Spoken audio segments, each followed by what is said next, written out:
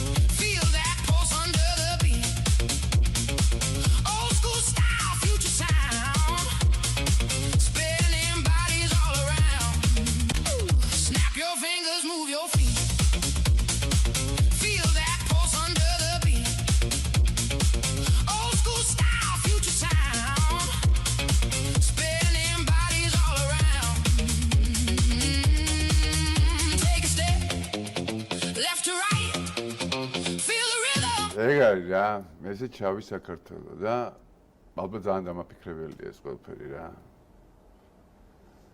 მიყვარხართ და მიყვარს თეთრი საქართველო რა.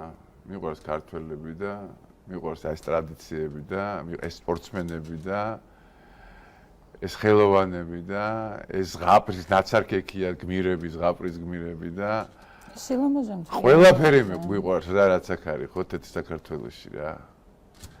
მართლა მაქსიმალურად ვეცადეთ რომ ყველაფერი აი შეგვეკრა. თელი საქართველო შეგვეკრა, მოკლედ რაც არის დღეს რა.